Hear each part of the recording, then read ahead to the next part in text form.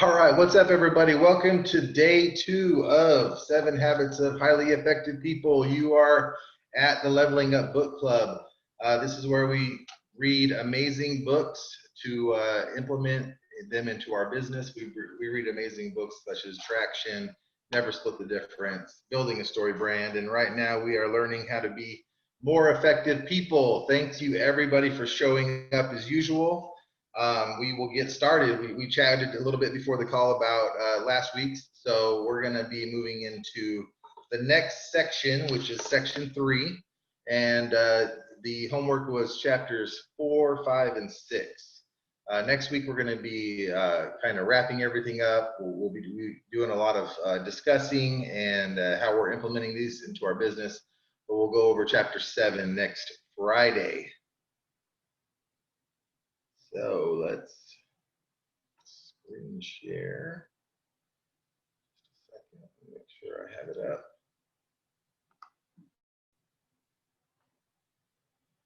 How was everybody's week while I'm getting this up? Anybody implement what they're learning with this week? Any ahas from last week? I mean, I would say I did. I had, interactions with clients and just before talk, really try to understand what they're coming from. You know, it's easy just to kind of jump to conclusions with what you think they're going to say, but if you just kind of ask probing, open-ended questions about anything, then they can really tell you what their concern is. So I did it with a couple clients, and then with my girlfriend's kid, just kind of ask them through the example, just kind of ask them what's going on and let them open up. And it worked both times I did it. Awesome. Fantastic. Anybody else have any experience with what we've learned so far? And to be clear, we worked on being proactive. We worked on beginning with the end in mind and putting first things first. Today we're doing think win-win. Seek first to understand, then to be understood, and then synergize. Okay, we are good to go.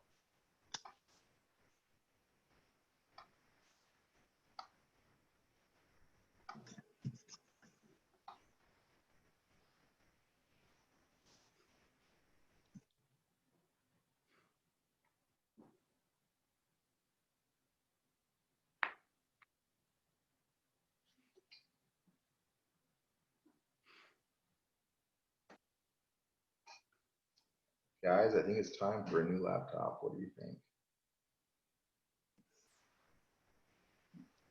Agree. Shit, come on. Loading. Your computer knows it's Friday. It's already after the weekend.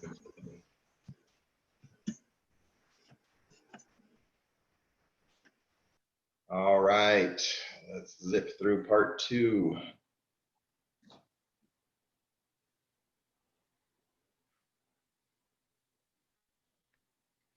Come on. This is crazy.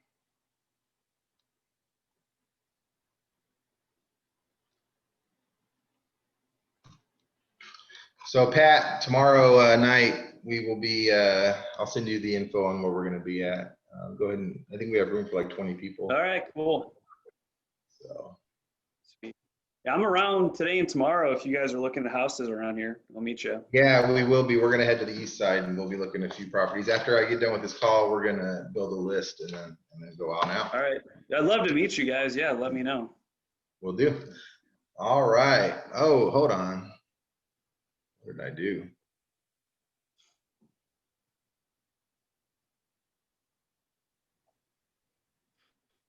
Here we go. Part 3, public victory.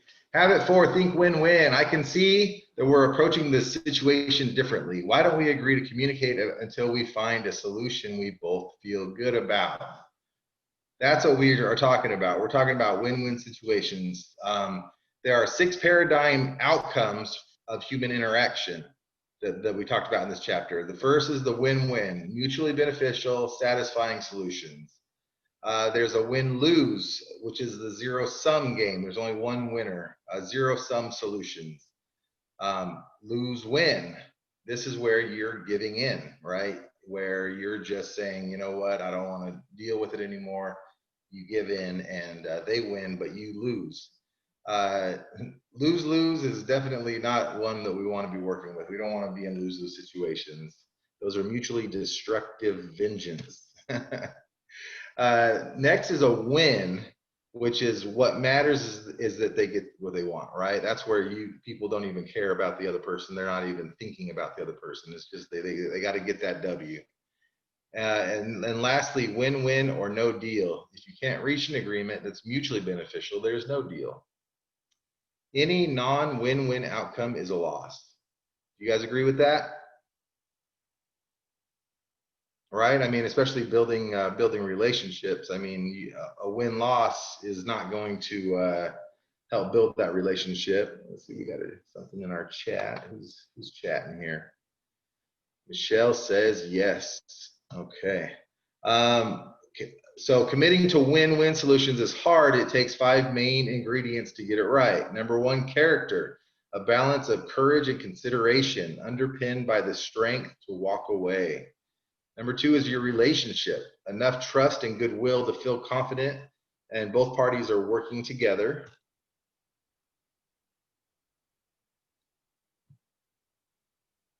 Number 3, agreements, carefully structured to make outcomes and expectations clear.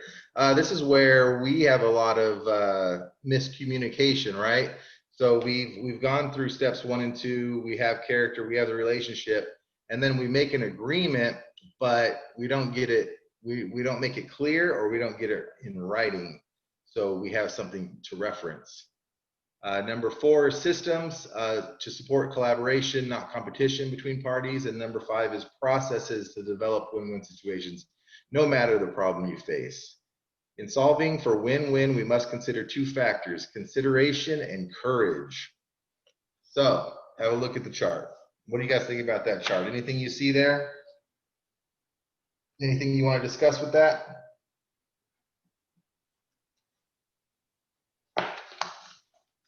You guys are low energy today, I gotta say. I guess it makes me think of like different people that I've known that that are lose win. Like, I don't know, for example, like I've got my mom about it in terms of this. It's like that's exactly what she's doing. She's putting everyone else before her, which again, she's a great person. I love her, but like that's kind of what she does with everything. So it made me think of. Yeah, she wants everybody else to be happy first, right? Right. She doesn't get what she wants, it's okay to her, but it's not. It's a lose-win because in reality, she's not going to be happy about the situation. How about with your kids? Anybody have situations with their kids where how do you get a win-win situation with your kids when they're upset with you? Anybody have any examples or ideas? Well, this morning, my daughter wanted some more screen time. So we just kind of, I suggested, well, how about you go do the dishes? And, if you get that done, then I can extend the screen time. I said, does that sound fair to you? And she said, yeah. I don't know. Would that be an example? That sounds like a win-win because you got what you wanted done, and then she gets to do what she wants to do. Unless you don't want her on, right? Like as long as you're okay with, hey, as long as she does what she's supposed to do. Yeah, I fully agree with that. Same with our boys, they have to have certain things done, so that's a win on our side that they're doing what they're supposed to be doing. And then they win by being able to get on the video games. Correct.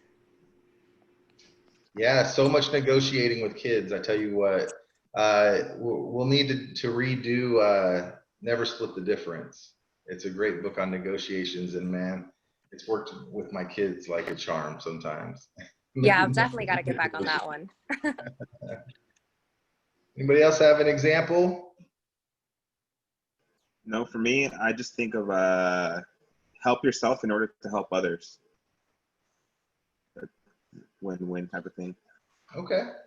So before we were getting into that, it talked about the emotional bank accounts. What do you guys think about that? They think of our emotions as just like a bank, you know, people take withdrawals. You know what? My parents, my mom especially, she told me this all the time when I was a kid. I didn't get it. I didn't really understand it. You know what I mean? Like, I was just taking, you know, I would say I was going to do something and I wouldn't be there. And then I would lie about this. And then, you know what I mean? I was doing all these things as a teenager, and I was just taking withdrawal. I was never making a deposit and showing them, hey, I can be a good kid. I can be trusted. I can do this, you know? So some deposits could be displaying kindness and courtesy, you know, keeping your promises. This is a huge one. How many of you guys, and I'm going to raise my hand because I'm guilty, how many of you guys overpromise and underdeliver? And then think it's not, they shouldn't be mad about it. I mean, I tried, right? But you're not doing what you're supposed to be doing. Someone raising their hand here, who wants to talk? Michelle? Or are you just saying guilty? No, yeah, it was a great. Yeah, guilty, absolutely. So keeping promises, and again, we're not trying to be bad people. We're not trying to lie, but we're not putting enough emphasis on what's in it for them, right? Clear expectations. How many times have you been in a situation where you thought you guys were on the same page and then completely not, right? There's no expectations set. Anybody have an example of that? Or apologizing and admitting you're wrong? You know, that goes a long ways, especially with certain people. How about withdrawals? How about displaying unkindness and discourtesy? You know, just people being a jerk. Breaking promises, unclear expectations, showing disloyalty or duplicity, having pride, conceit, or arrogance. You know, I think a lot of us are guilty on that aspect. Yeah, so they have an emotional bank thing. That's okay. I think we'll skip that one. So on the worksheet, they did talk about, again, we want to think about this, guys. What can you start doing? Think about your significant other. Think about your kids. Think about your parents. Think about your business partners. What can you do? Almost want to prepare yourselves. What can you do to be putting in some deposits, some emotional deposits, just to, you know, to help better your relationship with them? I think if we actually think about it and are proactive about it, then that will help. What are some things you can do? What are some deposits you can do for your significant other? Being present. Listening. Following through, for one thing. One thing that I do with my girlfriend is in our schedule, we have date night like every 3 weeks. Even if I'm like too busy or something, I still do it, and she loves it. And if I canceled, she'd be furious. She'd be pissed off. So just keep my word on that. Well, think about it. How many hours are there in a week? 144. Who has that number? Isn't it like 130 or something like that? 144. So 144. So if you're telling your girlfriend, hey, every 2 weeks, so out of every 288 hours, I'm going to give you one, right? There's one out of 288 is just for you. And then you don't show up or you cancel. Yeah. She's going to be pissed because, you know what I mean? You didn't keep your word, and then you're not, you know, she's not important in her mind, right? Right. Anybody else have an example? What are some emotional deposits you can make in your relationship? I'd like to share that, you know, elaborating the way that you feel towards them. Like, for example, my mother, just to remind her every day that, you know, that I do love her and that she means the world to me. You know, just little things like that. Yes. Yeah, making sure they're heard and they know they're loved. Absolutely. Those are great ones. And, you know, adding that, just going out of your way to do things like that. You know, it can be as simple as bringing home flowers, or, you know, just buying a card or anything. How about with your business partners? A lot of you guys have business partners or associates, something like that. What can you do to help with them? For me, it's communication. because I was a solopreneur. And so now I need to let my business partner, he's over here not knowing what I'm doing. So collaborating, having project management software has been helpful for us, because now I can let him know, hey, I'm doing this, this is where we're at, we're moving forward on this one, instead of just like, well, what the hell are you doing? You know, are you doing anything? Anybody else have that experience?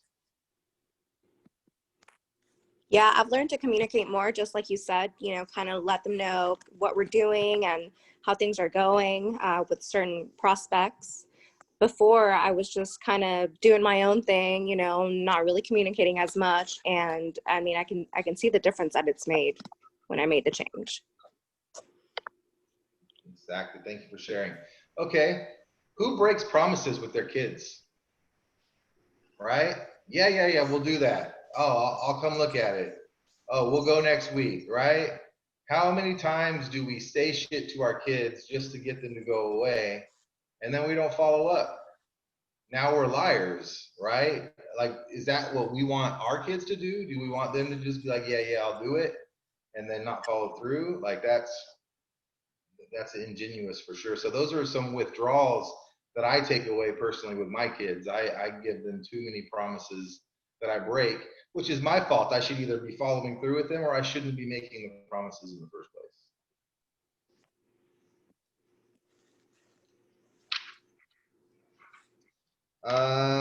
So moving into the habit, so they really talked a lot about the win-lose, win-win, lose-lose. I mean, they like to go over things many times.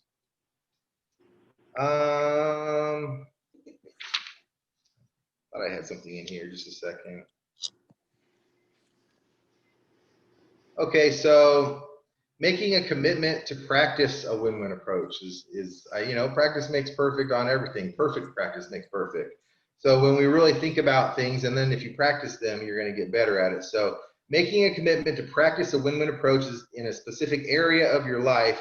Use the table below to get started. So the question would be, what important, and these are things that you can write down, right? So it's going to work you through it. What important relationship or issue would you like to improve or resolve by using a win-win approach? And then you're going to come down to the next part. Do you have an abundance mentality that everyone can win, or a scarcity mentality? What do you think will happen if you allow yourself to act in a win-lose manner? What do you think will happen if you approach this relationship or issue with a win-win attitude, and what benefits can you foresee? What will you do to ensure you reap the benefits of using a win-win approach? And when will you take these actions? So really, guys, just getting ahead. You know, what's your desired results? How is it going to work? What are your resources? How are you going to keep yourself accountable with it? So it's all in the workbook if you want to work through that. Anything else on the win-win before we move on to chapter 5 or habit 5? All right, let's go.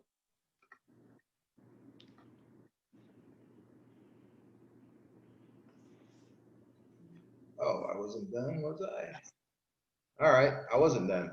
Okay, so get yourself to start thinking win-win. So thinking about an upcoming interaction when you're attempting to reach an agreement, or a solution, write down a list of what the other person is looking for. Write a list next to that, how you can make an offer to meet those needs. Identify 3 important relationships in your life. Think about what you feel the balance is in each of these relationships. I think it'd be interesting to know what they think the balance is in the relationship. Do you give more than you take? Do you take more than you give? Write down 10 ways to always give more than you can take with each one. Number 3, deeply consider your own interaction tendencies. Are you typically in win-lose situations? How does that affect your interactions with others? Can you identify the source of that approach? Determine whether or not this approach serves you well, and write it all down.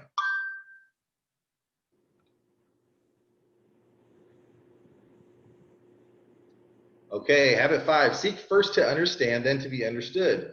A doctor cannot heal with good intentions alone. To prescribe, they must first diagnose, and to diagnose, they first must understand. Why active listening isn't good enough. Understanding begins with listening, and there are 5 types of listening tendencies. Number 1, ignoring, clearly not listening. Number 1, pretending. Number 3, selective listening. Number 4, attentive, listening actively. And then number 5 is empathetic, listening actively with the intent to reply. What are you guys? Who here has been there, and you're talking to somebody and you know they're not listening, they're just waiting to talk? Like, does that drive you crazy? Absolutely. Most of the time, they've already started talking before you've been. Right. They're not even listening to what you say.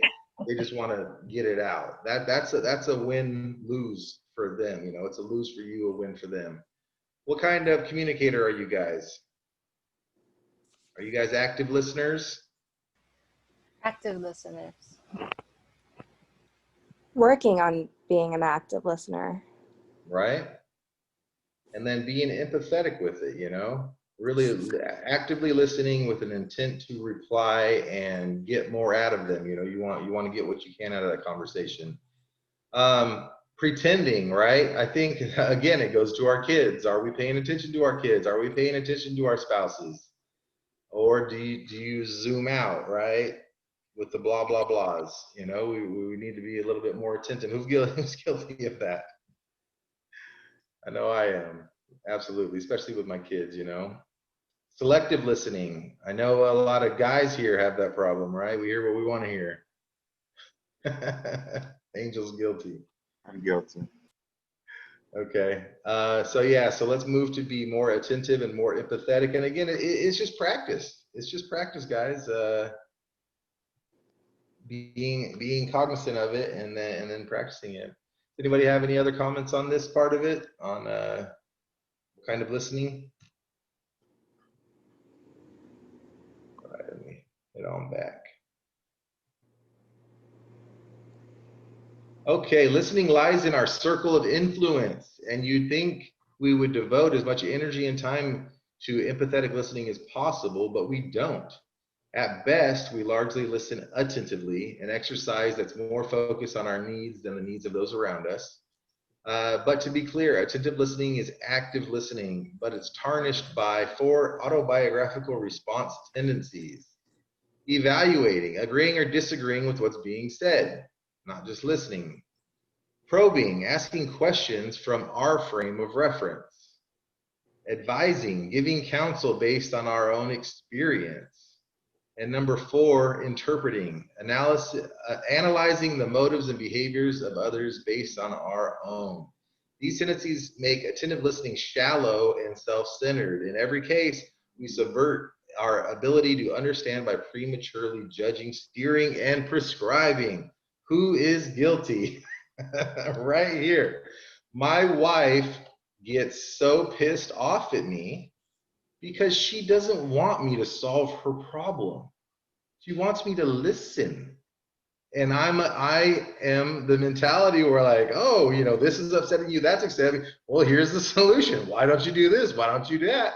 She's like, shut up. I want you to just listen to me. Be empathetic. Oh, I'm sorry that happened to you. You know, I feel bad. I wish that didn't happen to you. Just, I feel you. I listen to you. Anybody else in that boat? Yeah. Yeah, you know, I actually, go ahead. Go ahead. Well, I Michelle was and just, Angel. Yeah, I actually came across that with a girlfriend the other day. You know, she was going through some things and sharing, and I started, like, you know, giving her some suggestions. Why don't you do this or that? But then I realized that, you know, she just wanted me to listen, and I was like, okay, well, I don't really know how to, like, really determine, you know, whether to just listen or to make, you know, suggestions, like help find, you know, solutions for what they're saying. Right.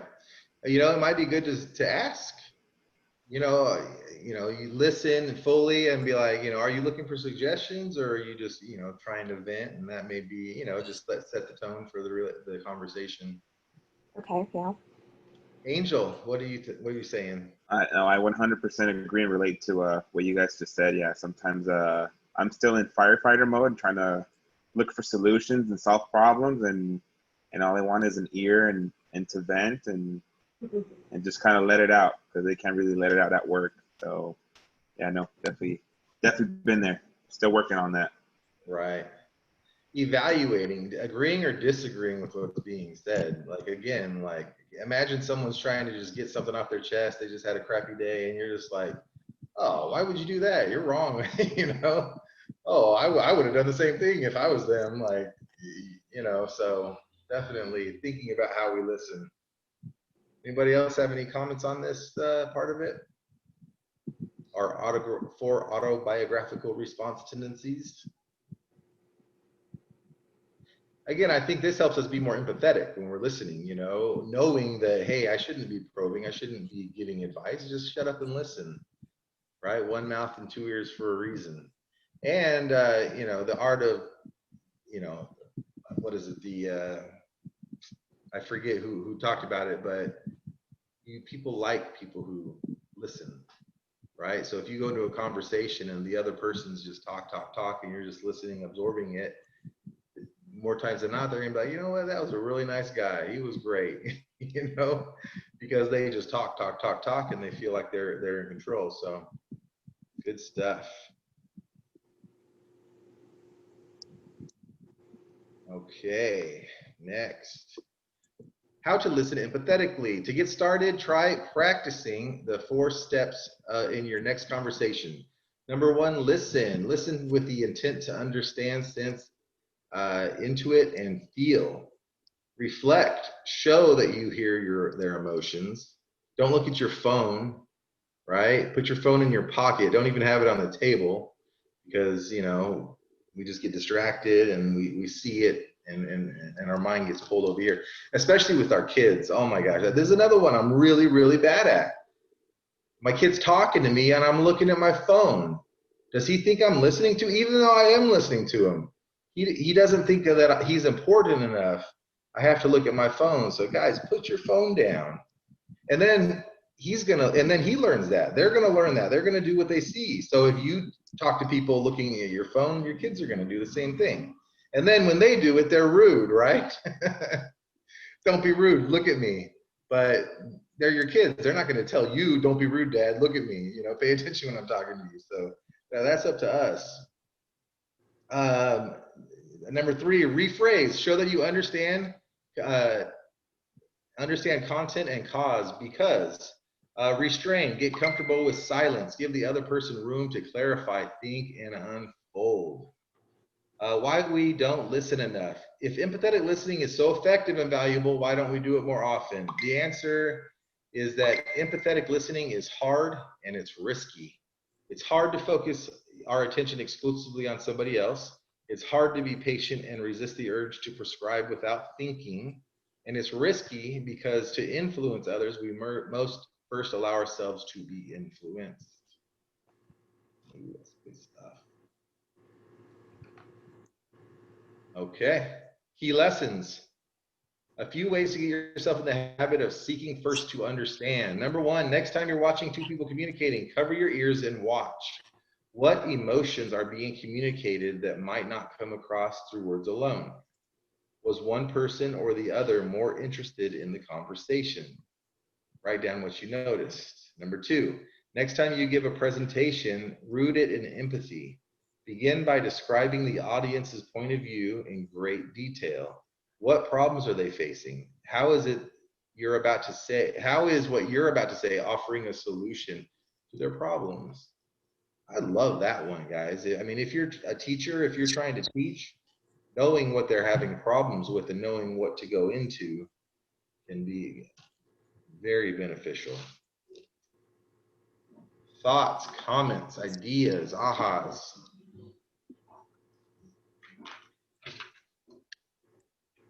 I think listening with empathy is, for me, it's an ever-growing skill that I'm still working on. Yeah, 100%. So in the book, they talked a few things about scoring. who, on a scale of 1 to 4, how do you think the following people would rate your listening skills? You know, your best friend, your partner, your family member, a team member at work, your boss. So think about that.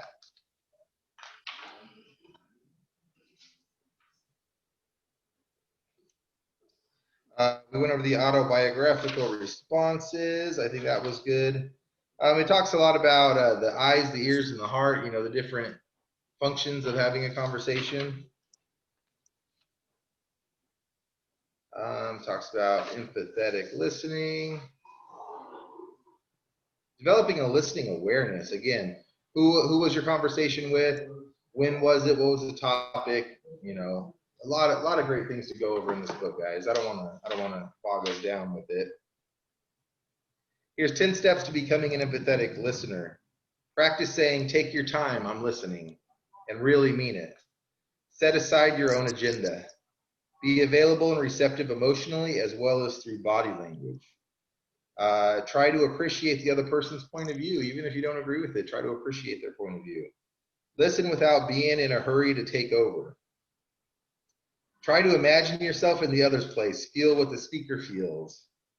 Help draw out thought and feelings by asking questions. Definitely ask questions.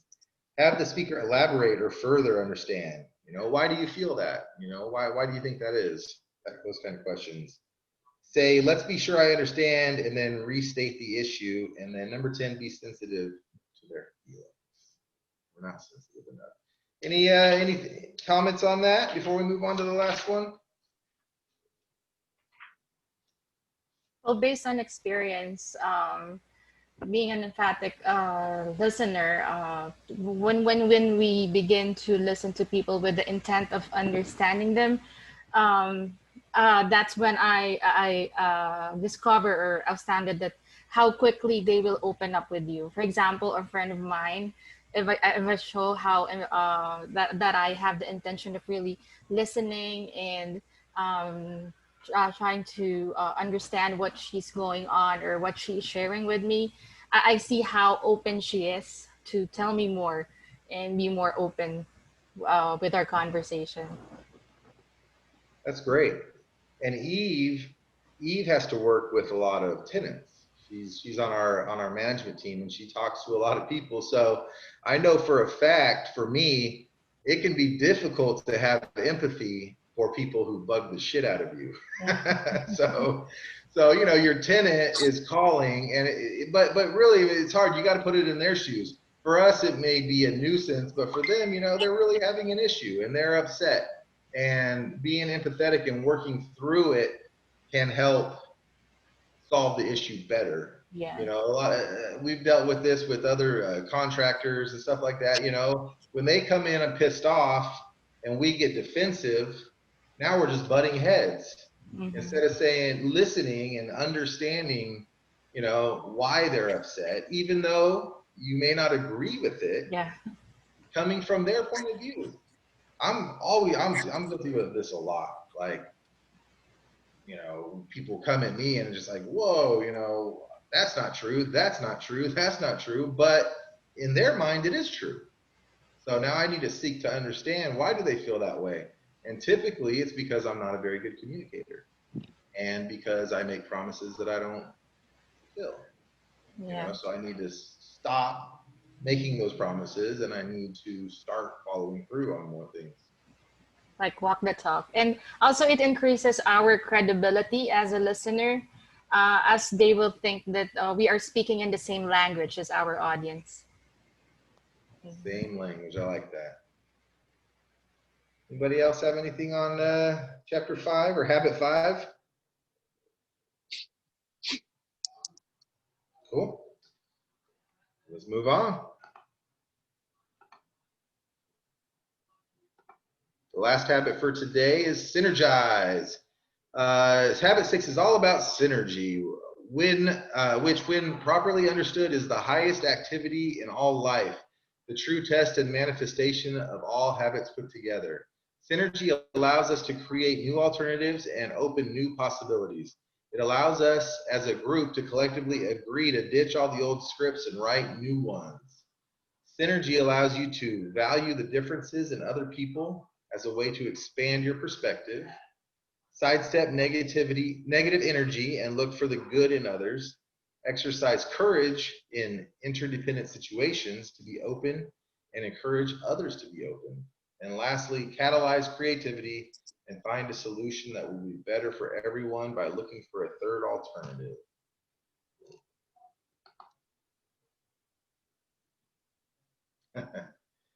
Key lessons. Number 1, make a list of people who irritate you. Now, choose just one person.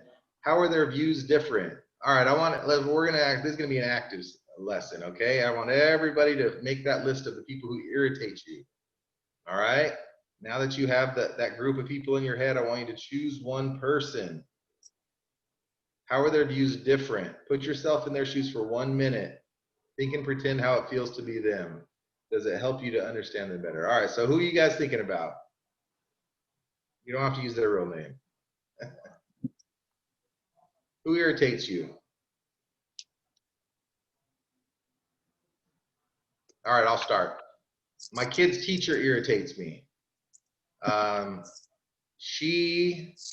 not even gonna tell you guys why. She irritates me and my wife because of a lot of things that we do, because we're doing this online learning and all this. But if I put myself in her shoes, she's trying to learn a brand new system, and then they change the system halfway through. She's got 30 kids to deal with. I've got 1 kid to deal with. So while I may not agree, I need to learn how to understand and come from her situation. You know, things have not been easy for her, regardless of how we feel she's handled it. You know, again, she has 30 people to worry about. We have 1 person to worry about. Who's next? Who has a person who irritates you? No one has a mother-in-law? Come on. Well, I mean, back to, my mother, like I mentioned earlier, trying to show that I love her and care about her more. I actually just recently moved out, and so I was, just able to tell the big difference now. And we were, bumping heads a lot, but I am able to understand and see now. She is, of course, a different generation. She was raised differently, a lot different from, what it's like here in the United States. So just everything from when she grew up versus me now, she obviously sees things differently and wanted to raise us a certain way where I am raising one of my own and I see things differently. So, but I do understand, she's been through a lot herself. So I can definitely see and understand a lot better now. Awesome. Thanks for sharing, Michelle. Who else has somebody who irritates them?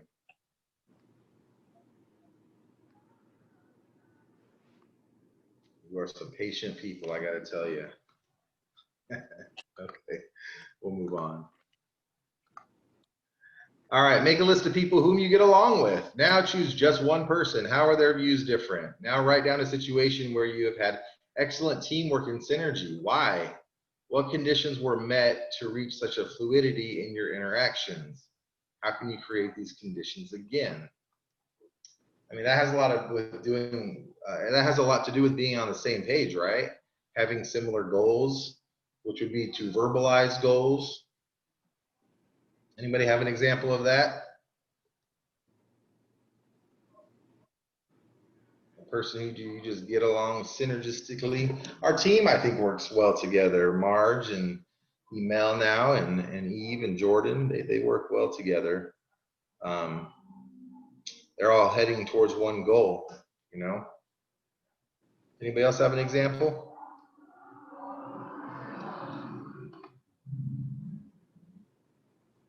All right. I think that's it, right? So let me make sure I didn't miss anything.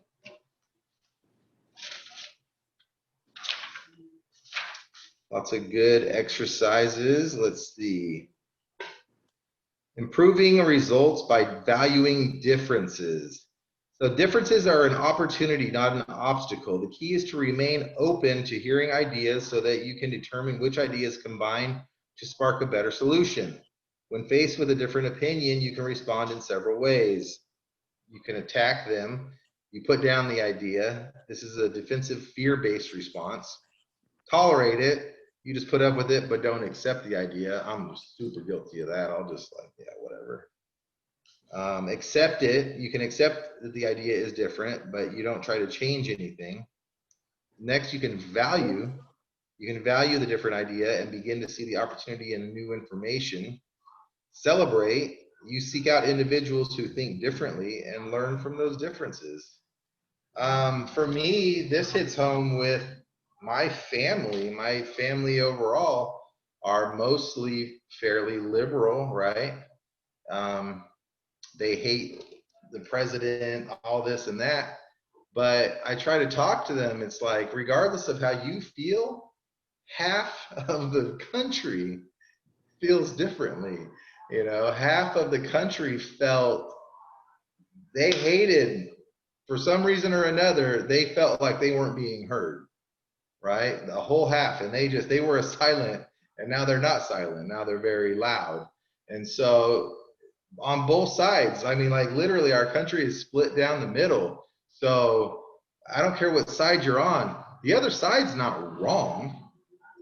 They're just looking at it from a different perspective, you know? So try to be empathetic with that. I mean, we're one country and we're very, very much divided right now. So this could help, you know, us trying to be more empathetic and forgiving of other people's beliefs. You know, imagine if you only liked people who liked, you know, one side or the other. I mean, how boring would your life be when everybody agrees with you, right? Any ahas on chapter 6?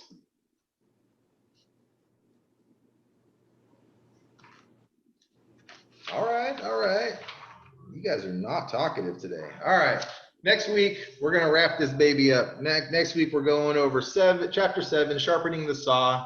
So if you haven't finished the first few chapters, finish them up. I know there's a lot of kind of fluff in this one. Well, these chapters are very long.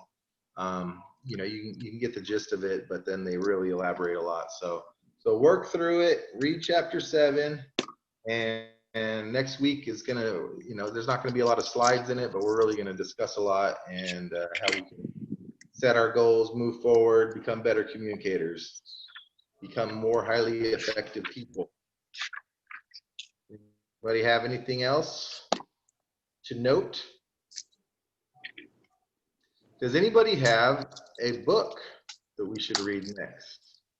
Again, we're mostly small business owners, and we are looking for personal books to make us better people, but then we're also looking for business books that can work.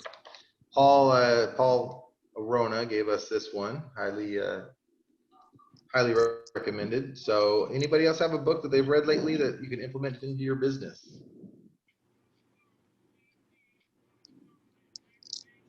We were talking about The Road Less Stupid, but it's hard to get a copy. They were sold out, so passed on that one. Anybody else?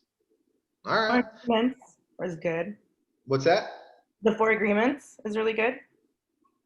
Okay, the 4 Agreements. You know what? 4 Disciplines of Execution also. Has anybody read that one? I haven't read that one. 4DX. It has a lot of like stuff with traction in it. So the 4 Agreements. I'll look into that one. If you guys have anything posted on the group, please feel free to be more active within our group on Facebook. You know, if you're reading a book, let us know about it. If you're working through any of our book of the months, you know, reach out, talk to people. Let's grow this. If you know anybody who loves to read, invite them so we can grow this group. So if you have been here, Maya is going to put everybody. So every time you're here, you get entered into our drawing. And at the end of each book club, we will draw a name for the free book. You can get the next book of the month, or you can get any book that we've ever done. And there's a lot of them. So thanks for showing up, and show up next week to be entered again. And we'll pull a winner. So I look forward to seeing you all next week. Thanks, Chris. Thank Have a you. good one. Thank you. Thank you, Chris. You're welcome. Chris.